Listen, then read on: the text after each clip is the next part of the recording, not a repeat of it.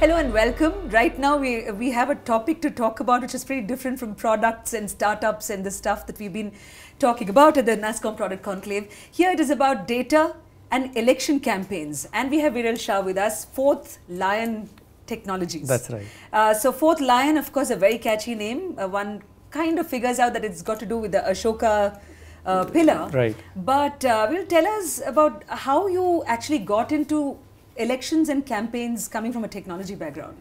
Yeah, so my background is computer science. I have a PhD in computer science, and never in my wildest imaginations did I even think that I would be engaged in Indian politics. I'm sure.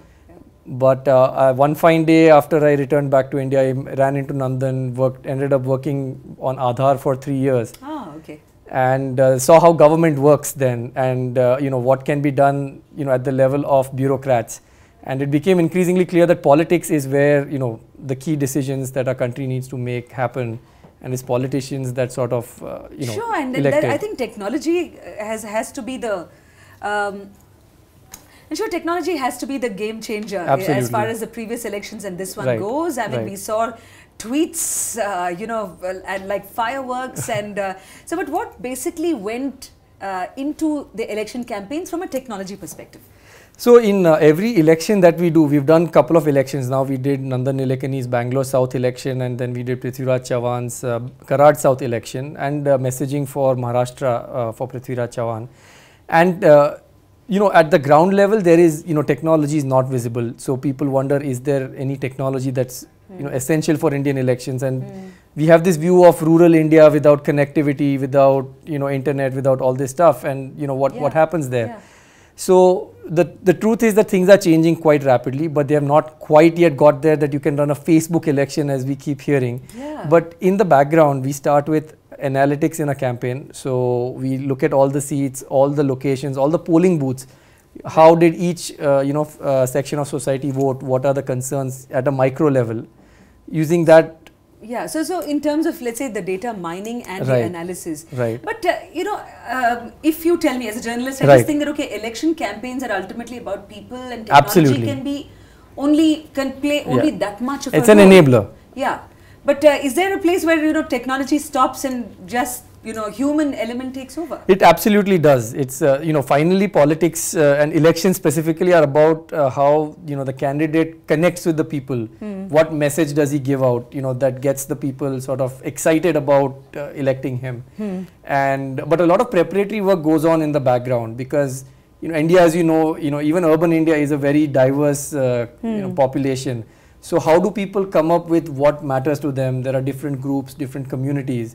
So how do you figure out everything from this clutter? How do you combine it into a message? So simplistically put, let's say if we had a Modi versus a Congress candidate, then in terms of the responses that were coming up, it's repartees and stuff like that. So are you saying the technology played a part in, after the message was put out and the way it actually went out? Yeah, so actually it even starts before even the message itself. For example, in all modern political campaigns, even if you look in the West, or if you look at in campaigns such as the Prime Minister's campaign or the stuff that we've done, you actually test for every possible message before the candidate even utters it. All right. So, why should I emphasize a particular part? Like in Nandan's campaign, we emphasized repeatedly the fact that he was born in Vani Vilas Hospital.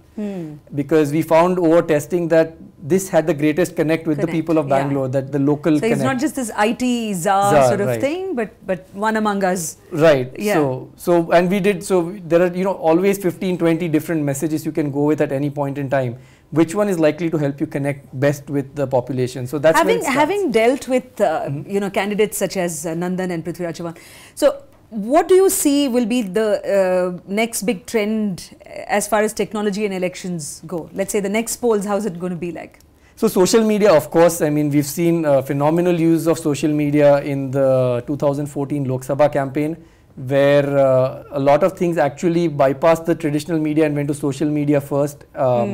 For example, there was a Reuters article that Shashi Shekhar talked about, where a certain thing did not come out well in Narendra Modi's interview, and then he used social media to actually put out the correct phrasing and the correct response out there. Right. So in such cases, social media is a supplement to the traditional media. So you're getting your stimulus over TV, over radio, over print, and now you get it over social media You can watch it over YouTube or a tweet or a Facebook post. Yeah, yeah. But where it's really powerful is the connection back. You know, you can actually connect back with your leaders, which is very difficult over traditional media. Right. So Viral, I just want to ask you that, okay, I mean, at the end of the day, elections, I mean, someone wins, someone loses. Right. So when, you know, when your candidate, of course, you had the best of technology with Right. you, but the candidate did not win. So Right. how did you take that back to your team? I mean, are you taking those as sort of, you know, some things which you should not do for the next time? So No, what would be those? No, so finally, right, like you pointed out earlier, right, that it's all about the human element, right? Technology has a role to play. So it has a role to play in organizing, in optimizing, but your fundamentals have to be, you know, sort of correct. And there's a larger environment in which an election is being played out. Yeah. So in the 2014 Lok Sabha, it was the Narendra Modi campaign, and it was, you know, the anger that the people had against the ruling parties. But is there anything that you would do differently for the next time? So, for example, we keep evolving. So our technology keeps getting better. We get to know our voters better. We get better at message testing. We get better at optimization. So in that sense, there's nothing that we thought that we should not do. In fact, everything we did there was what we leveraged in the Prithviraj Chavan campaign. Right. And it worked out, you know, phenomenally. So. I think, yeah, so I mean a mind-boggling number of components or aspects that one wouldn't really, you know, as a person just watching the election on television, you wouldn't really imagine. But it's great having this talk with you. Thank you so much for joining us.